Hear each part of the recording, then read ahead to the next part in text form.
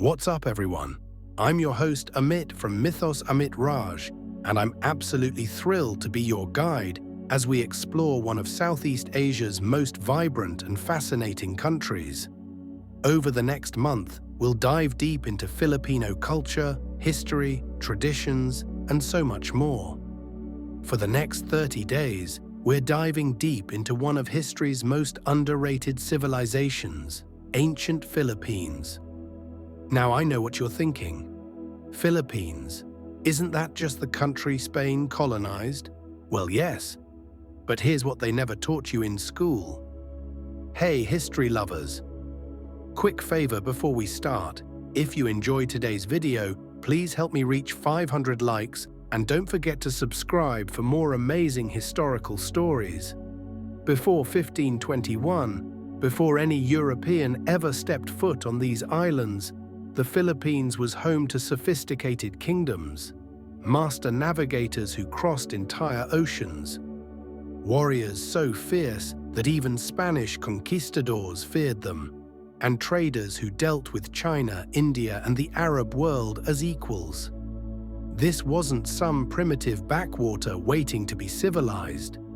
This was a thriving, complex civilization with its own writing systems, legal codes, and incredible achievements.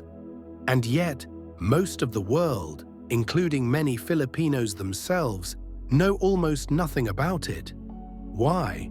Because 333 years of Spanish colonization systematically erased this history. But we're about to bring it back. So let me set the stage for you. The Philippines is an archipelago of over 7,000 islands in Southeast Asia.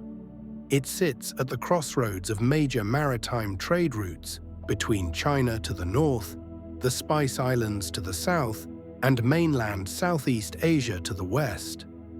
Whoever controlled these islands controlled the flow of goods, ideas, and wealth across Asia. And the ancient Filipinos? They didn't just live on these islands, they dominated the seas around them.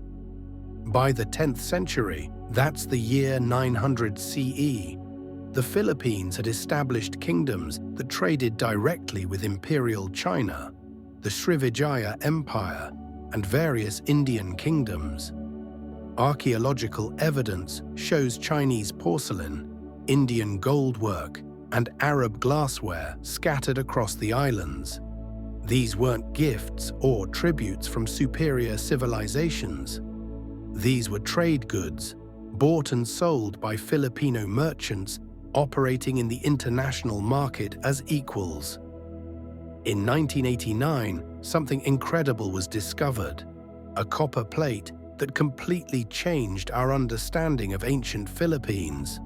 The Laguna Copperplate inscription, dated to 900 CE, is written in Old Malay and Sanskrit.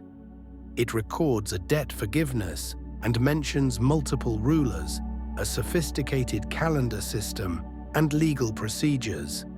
This single artifact proved that ancient Filipinos had writing, laws, and complex governance systems 600 years before the Spanish arrived. But here's where it gets really interesting. Ancient Philippines wasn't a single unified kingdom. It was a collection of independent barangays.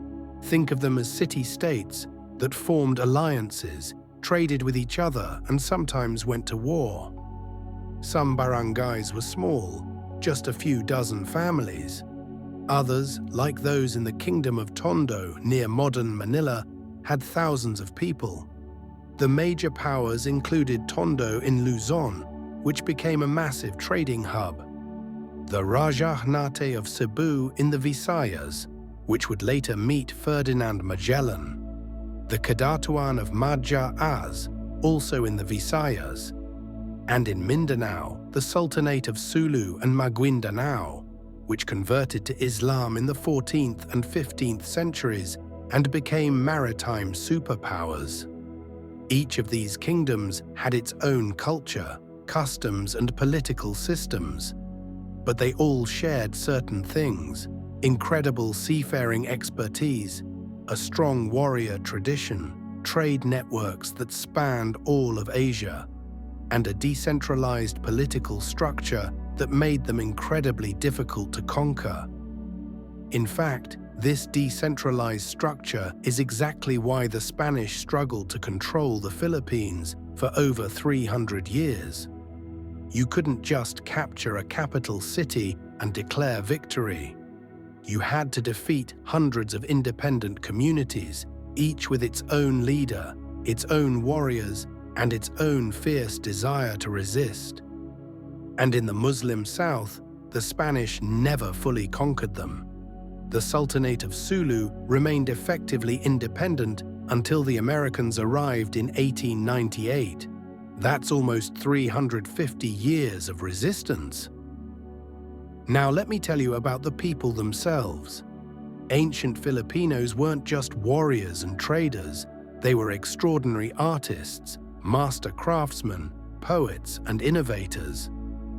They worked gold with techniques so advanced that when Spanish colonizers saw Filipino craftsmanship, they immediately shipped Filipino goldsmiths to Mexico to work in Spanish mines. They wove textiles so fine and beautiful that they became luxury goods in Chinese imperial courts. They built ships called barangays that could cross open oceans without using a single metal nail, held together by wooden pegs and plant fiber. They carved rice terraces into mountainsides that still function perfectly after 2,000 years, engineering marvels that rival anything in the ancient world. They developed herbal medicines that Spanish doctors admitted often worked better than European treatments of the time. And their social structure, way more progressive than you'd think. Women could own property independently, divorce their husbands if they wanted, and even become leaders and rulers.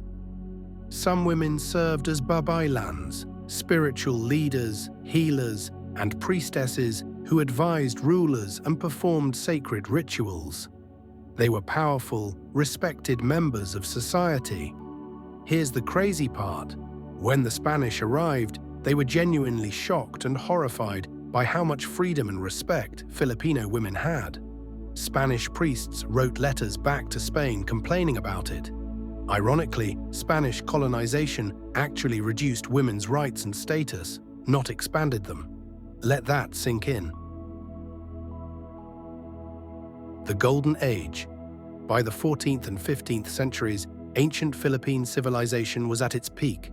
Kingdoms were wealthy, trade was booming, the arts flourished.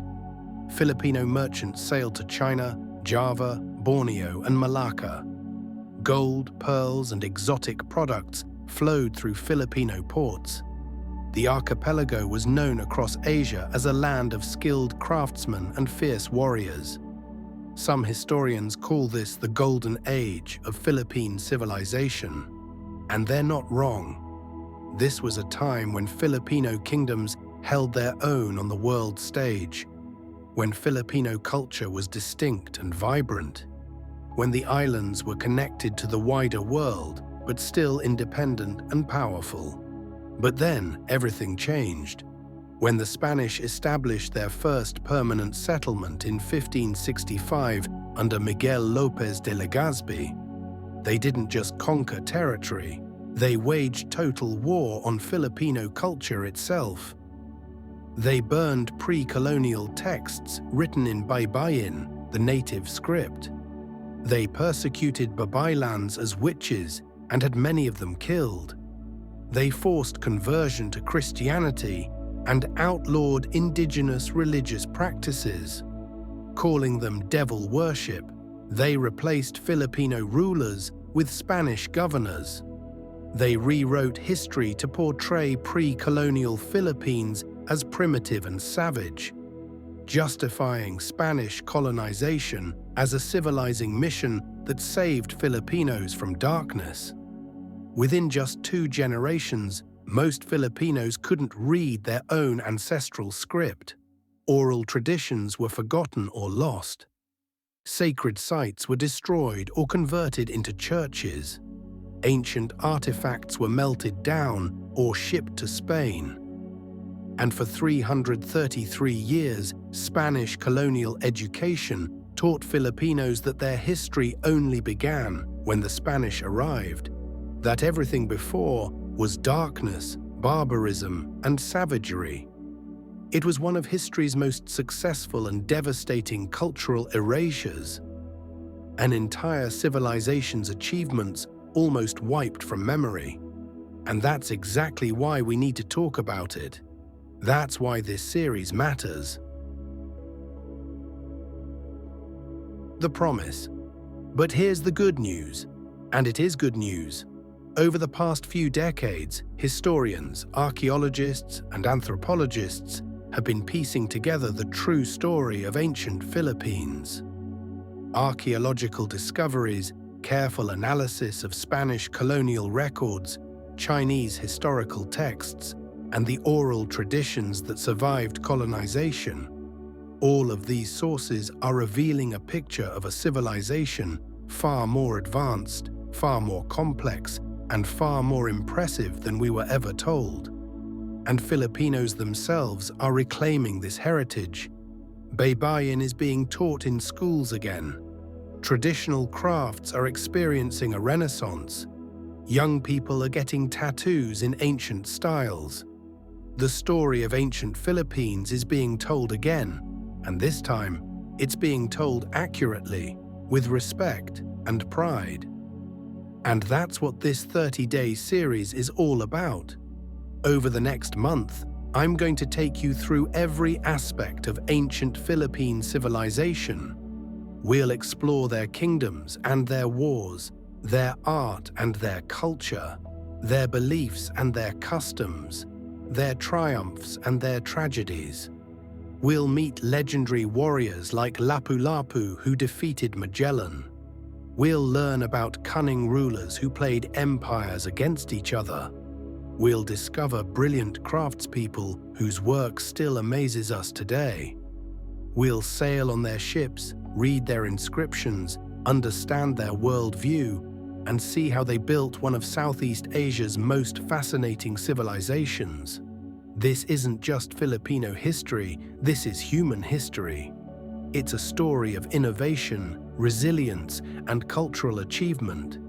It's a reminder that every corner of the world, every culture, every civilization has contributed to our shared human heritage, even when those contributions have been overlooked, ignored, or deliberately erased.